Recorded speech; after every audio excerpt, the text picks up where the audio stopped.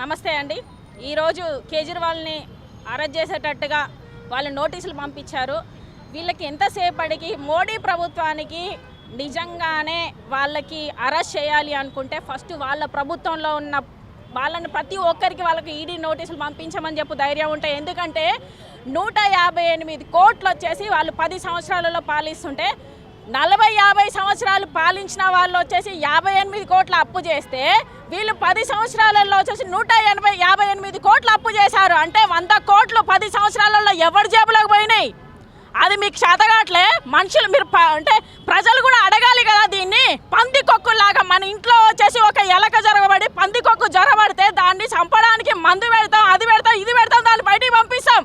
మరి దేశంలో మోడీ ఇలాంటి వాళ్ళు కానీ, మోడీ తొత్తులు కానీ, అంబానీలు, అదానీలు, నీరవ్ మోడీ, ఆ మోడీ, ఈ మోడీలు ప్రతి ఒక్కరు ఉన్నారు కదా. వాళ్ళందరినీ వచ్చేసి ఏం చేస్తారు? వాళ్ళని ఒక్కసారి ఈడీ రైట్స్ పంపించండి. వాళ్ళకి మీకు చేతగాట్లే. 40 సంవత్సరాలు ఇప్పుడు అన్ని ప్రభుత్వాలు వచ్చేసి ప్రతి రాష్ట్రాలలో సీఎంలకి, ప్రతి ఒక్క సీఎం ఏంటిది ఎమ్మెల్యేలకి, ఎంపీలకు ప్రతి ఒక్కరికి పంపించండి. ఈ 158 కోట్లు ఎక్కడ పోయినాయో తెలుస్తాయి. ప్రతి ఒక్కరు ఎలక్షన్లో వచ్చేసి ఎమ్మెల్యేగా పార్టిసిపేట్ చేసే ముందట వాళ్ళ ఆస్తి వివరాలు ఏంటి అనేది సబ్మిట్ చేస్తాం కదా. మరి వాళ్ళు గెలిచాక వాళ్ళ ఆస్తి వివరాలు ఒకసారి సబ్మిట్ చేయమని చెప్పండి. ఆ ధైర్యం ఉందా మీకు? అది చేత కాదు. 15 సంవత్సరాలుగా పాలిస్తున్నాడు అంటే మంచి చేస్తున్నాడు కదా. జనాలకు ఏం కావాలి? విద్య, వైద్యం, జాబ్స్ కావాలి, సౌకర్యాలు కావాలి. ఇవి ఇస్తున్నారని చెప్పేసి కేజ్రీవాల్ని అరెస్ట్ చేస్తారా? అంటే ఏ రాష్ట్రాలలో ఇయ్యట్లే, ఆ రాష్ట్రంలో ఇస్తున్నాడు కాబట్టి 15 సంవత్సరాలుగా గెలుస్తున్నాడు.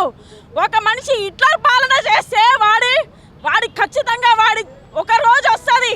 ప్రతి మనిషికి ఒక రోజు వస్తుంది. ఈ రోజు వచ్చేసి మోడీ ప్రభుత్వం చేస్తుంది, మోడీ చేస్తున్నది. ఆయన 10 సంవత్సరాల్లో ఒక్కసారి ఆయన తినే తిండి 8 లక్షలు ఒక రోజుకి, ఆయన వేసుకునే డ్రెస్ అంతా ఈ వాళ్ళు పెట్టండి ఒకసారి. ఇదంతా తీయమని చెప్పండి చేతనైతే. ఈ మోడీలకైతే ఓన్లీ మంచి చేసే వాళ్ళ మీదనే వాళ్ళకు పగబట్టి.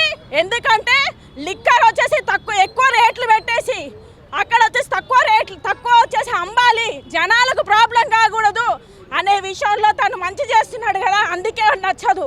ఇప్పుడు వచ్చేసి ఇక్కడ రేవంత్ గారు కూడా లిక్కర్ అనేది తక్కువ చేయాలి అనే విషయంలో, దానివల్ల చాలా కుటుంబాలు దెబ్బతింటున్నాయి.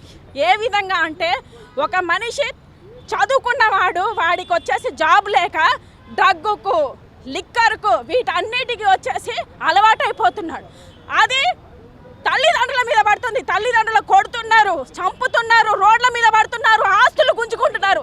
ఈ విధంగా ప్రతి మనిషి మీద బడ్డన్ పడుతుంది. దీనివల్ల చేతనైతే మీరు ఢిల్లీ ప్రభుత్వం మీద కాదు, ఎవరైతే అవినీతి ఉన్నారో ప్రతి ఒక్కరి మీద మీకు చేతనైతే వాళ్ళందరినీ వచ్చేసి ఒక్కసారి ఈడీ రైట్స్ పంపించండి. వాళ్ళ ఆస్తుల వివరాలు ప్రతి ఒక్కరు, ఎంతమంది ఎమ్మెల్యేలు ఉన్నారో, ఎంతమంది ఎంపీలు ఉన్నారో, సీఎంలు ప్రతి ఒక్కరికి మీరు ఈడీ నోట్స్ పంపి నీకు చేతనైతే ఆ తర్వాత మాట్లాడు. ఖచ్చితంగా మీరు ఎంతసేపు కేజ్రీవాల్ని వచ్చేసి టార్గెట్ పెడతాడో ఆయన 100% నెక్స్ట్ PM అవుతాడు. ప్రజలందరికీ తెలుసు. Thank you.